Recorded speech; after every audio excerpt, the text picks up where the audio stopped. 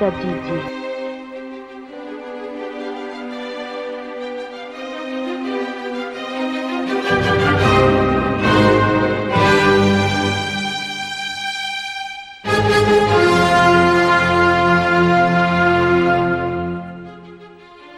Atompoko ny raketako ny teninao mba tsy hanotako aminao. Salama tsiro ndy folo zato akeny folo.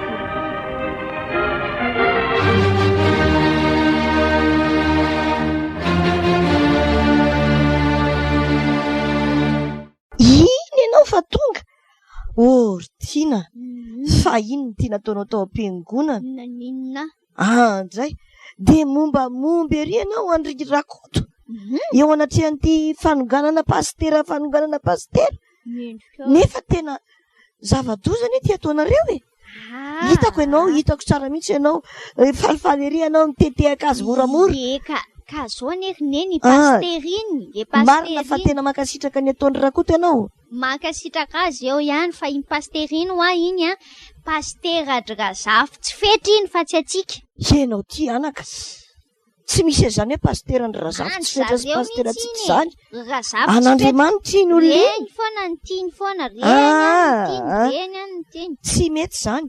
Marina aloha fa Razafy tsy fetra ny nahatonga azy teo voalohany izy nahafantatra azy sy nanohana azy tamin'ny voalohany. Fa na izany na tsy izany mpanompon'Andriamanitra iny misiky-tonitra mihitsy izy mba hahatsara ny asany atao am-piangonana. Kevo-kerina azo an'ity solomaso vaovao mandany vola am-piangonana. Andray ty ianao fa masony marary eny nahatonga ny anazy ny taraina tamin'iny hoe mila hividianana solomaso izy fa tsy hoe akevo-kevoana akory. Fa nga iny solomaso fahajejojejoana aminao. Eo ihany zany rehetrarehetra fa zao ane neny io mihitsy ny tokony hiova hevitra. Fa maninona ny tokony hiova hevitra? Za de mananatra anao mihitsy fa ny anao tsy mety. Ka zao anery neny, za zany tedavy neny ho ala mba oka tsy maintsy mody manao andreny koa na mety tsy momba azy ara ty am-po. Efa lany vahoaka tamin'ny fivoriany dekona sy ny komity mpiangonana. Efa hoe zay ny tokony ho lany besin'ny maro de za zany tedavy neny tsy hanaraka zay ty besin'ny maro. Ka izao aloha ny anontaniko anao e. Fantatrao hoe mpanompon'Andriamanitra ve iny aloha hitanao tsara ve ny nataony izy aloha de mahavita zavatra mihitsy ary tena hitako io ary iny nanao batisanao nefa de zao ve de enao ve andeha hiaraka iombona vahoaka hoe anongana azy ka tsy ny tany ny faty fa ny vava dray fa mba raiso ihany aloha le teny eo amin'ny Exodosy 7:22 manao hoe ahoana zany le tapa voalohany ihany lazaiko anao lasa aloha jerentsika ary fa ilaina vakina manontolo mihitsy izy Exodosy 7:22 zao vaky ny teny eo aza manaraka ny maro anao ratsy ary aza mamaly ny amin'ny adin'ny olona ivily anaraka ny maro amadika ny rariny.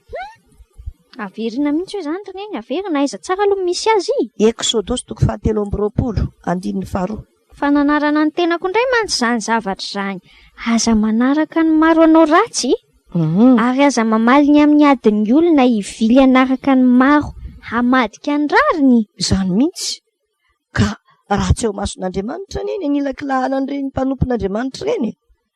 Zany ny tenin'ny tompo hoe aza manaraka ny maro anao ratsy ary aza mamaly ny amin'ny adin'ny olona ivily anaraka ny maro hamadika ny rariny.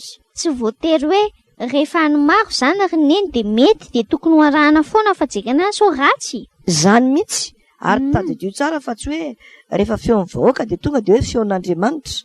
Exodosy 7:22 aloha vakitsika sy anaratsika tsara aza manaraka ny maro anao ratsy ary aza mamaly ny amin'ny adin'ny olona hivily anaraka ny maro hamadika ny rariny.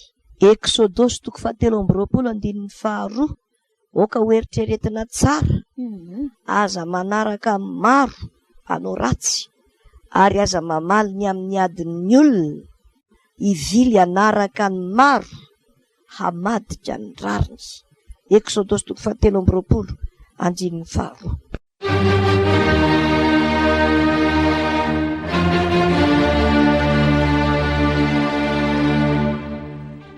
Ombay mitadidy.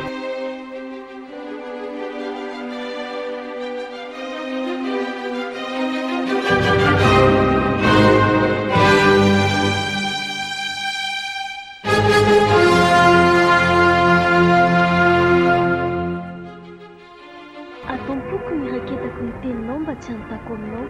Salama 7 ambin'ny folo amin'ny zato 20.